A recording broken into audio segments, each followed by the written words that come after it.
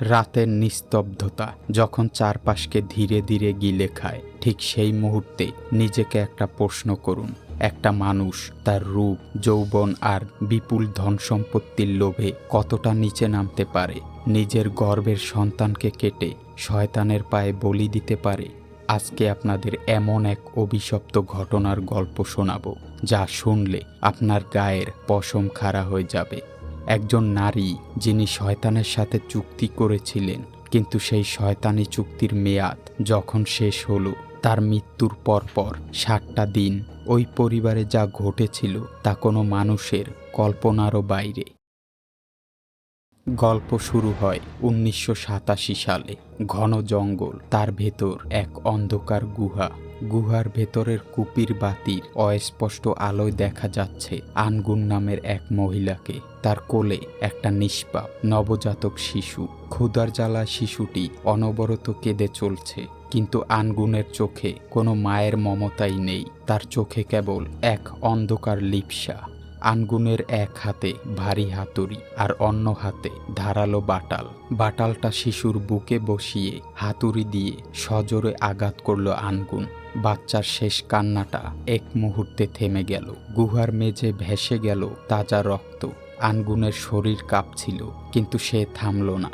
রক্তে ভেজা হাত দুটো পাশে থাকা এক অদ্ভুত কালো পানিতে ডুবিয়ে দিল সে। ঠিক তখনই পানির নিচ থেকে কালো লম্বা কিছু হাত বেরিয়ে এসে আনগুনকে পানির গভীরে টেনে নিয়ে গেল। কয়েক সেকেন্ড পর আনগুন যখন ভেসে উঠল, সে দেখল তার চারপাশে অদ্ভুত মুখোশ পরা কিছু নারী গোল হয়ে নাচছে। এটা কোনো সাধারণ নাচ নয়, এটা শয়তানের আরাধনা। ওপর থেকে এক ভয়ঙ্কর চেহারার মহিলা নেমে এলো। তার হাতে একটা লম্বা কালচে সূচ। কোনো দয়া মায়া ছাড়াই সূচটা বিধিয়ে দেওয়া হলো আনগুনের কপালে। আনগুন হাড়হিম করা এক চিৎকার দিয়ে উঠল, আর সেই চিৎকারের সাথে সাথে শেষ হলো 1987 সালের সেই ভয়াল রাত। ঘটনা এবার চলে আসে 2024 সালে। বিয়ান আর হানিফ, দুই ভাই বোন, স্কুল শেষে দৌড়ে বাসায় ফিরছে। বাসায় তাদের মা তারি রান্নাঘরে কাজে ব্যস্ত। এমন সময় দরজায় টোকা পড়ে। এসে হাজির হয় তাদের মামা কাদার লোকটা একেবারেই অপদার্থ, কোনো কাজকর্ম করে না, শুধু সুযোগ পেলেই বোনের কাছ থেকে টাকা হাতিয়ে নেয়।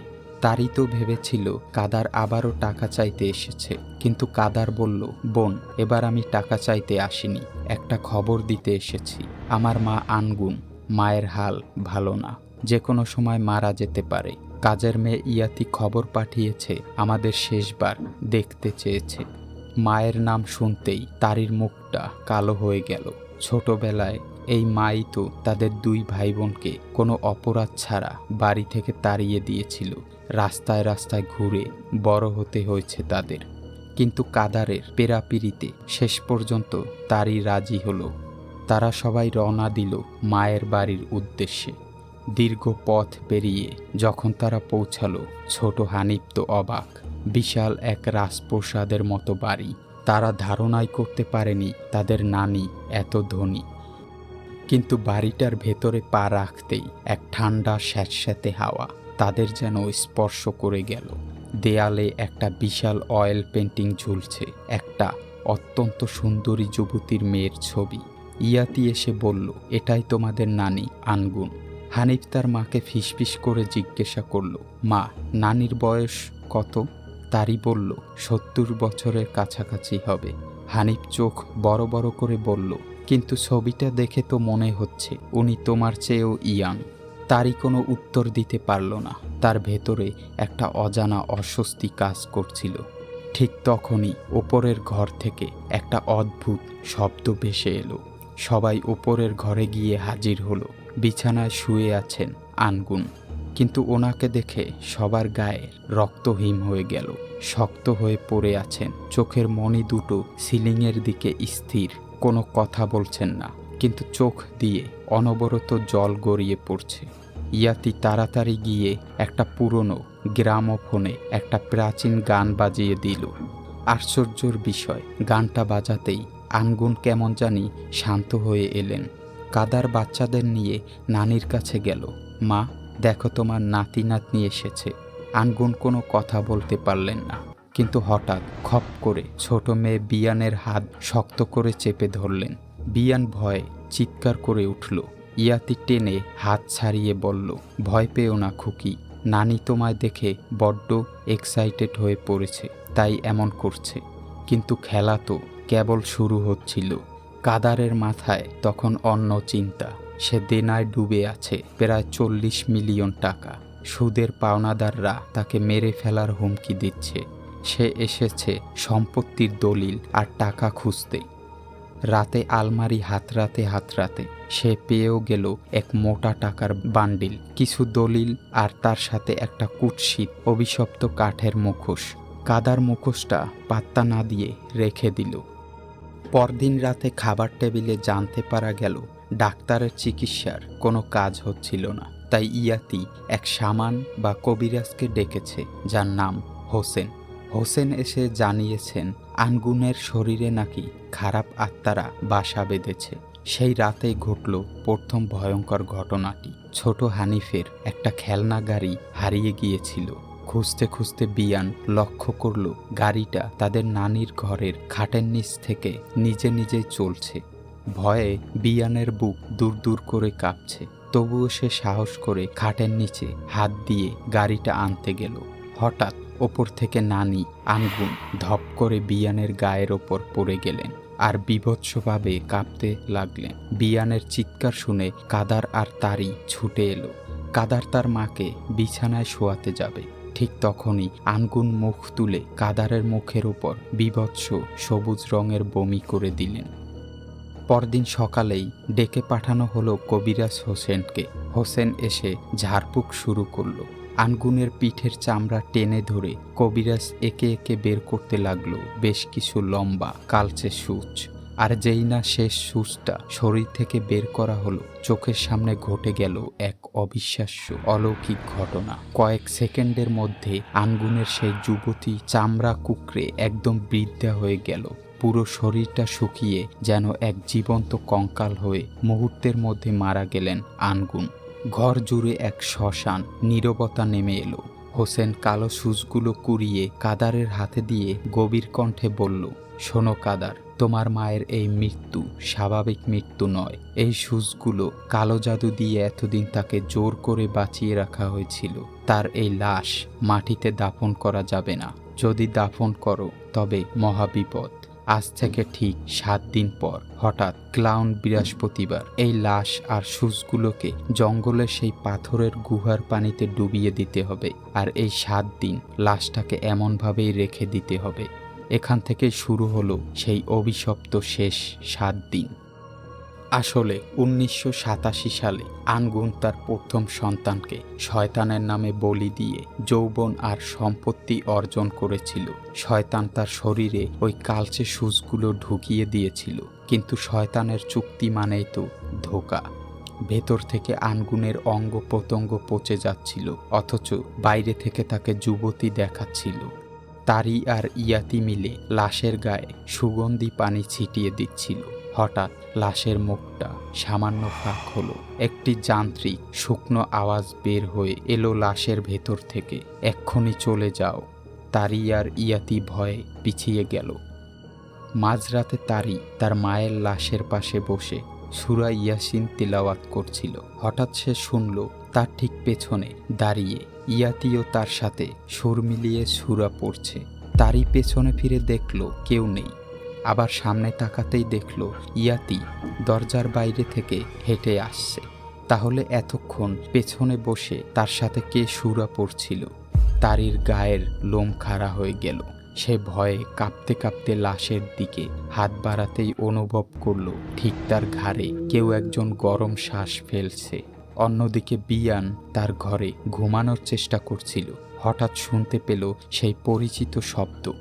বিয়ান খাটের ওপর সোজা হয়ে বসল। ঘরের দরজার ওপাশে একটা অস্পষ্ট ছায়া।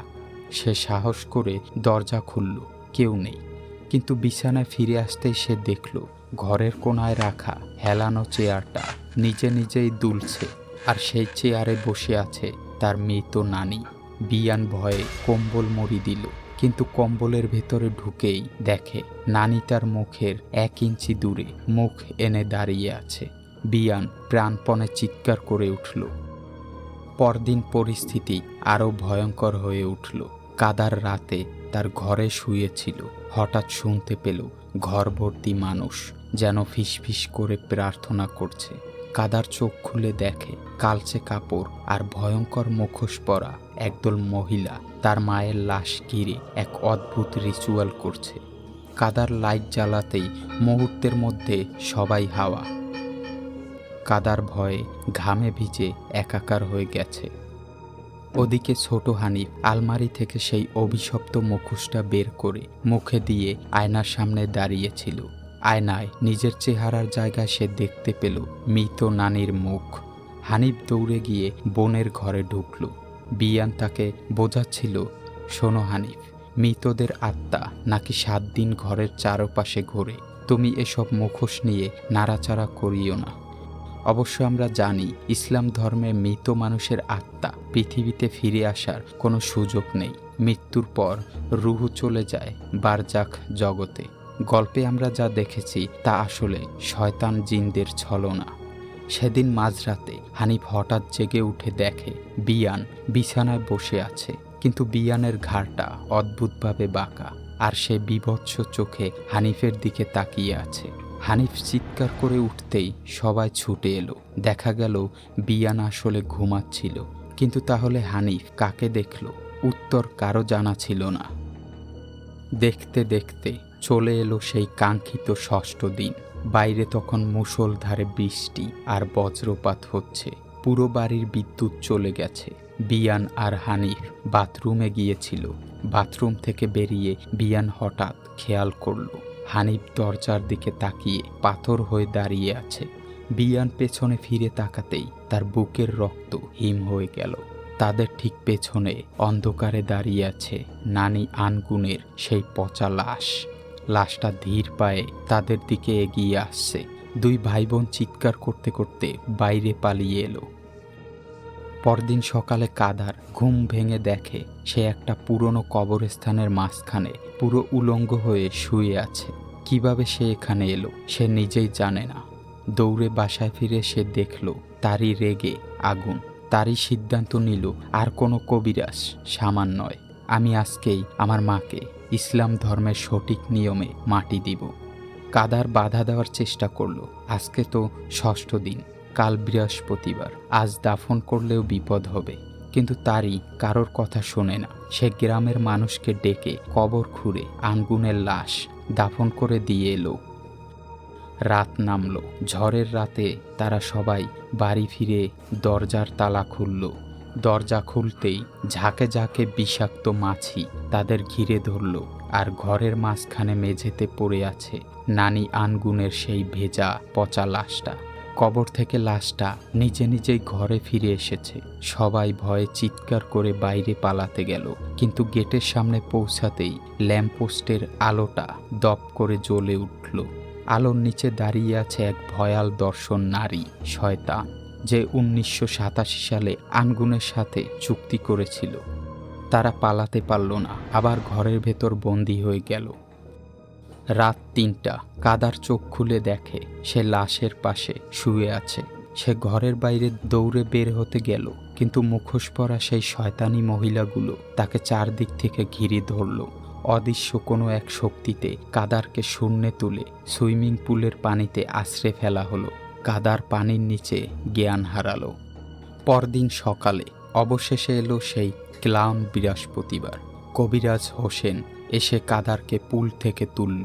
হোসেন বলল, তোমরা বড্ড ভুল করেছ লাশ মাটি দিয়ে।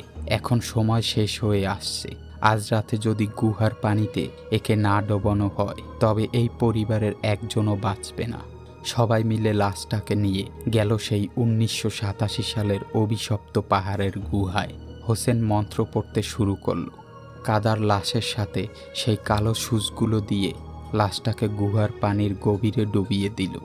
সবাই ভাবল, যাক, অভিশাপ অবশেষে শেষ হলো। কিন্তু গল্প তো এখানে শেষ নয়। আসল কালবৈশাখী ঝড় তো এখনো বাকি। রাতে ঘরে ফিরে তার ব্যাগ গোছাতে গিয়ে চমকে উঠল। ব্যাগ থেকে বেরিয়ে এলো সেই কাঠের মুখোশটা, যেটা সে 2 দিন আগে আগুনে পুড়িয়ে ছাই করে দিয়েছিল।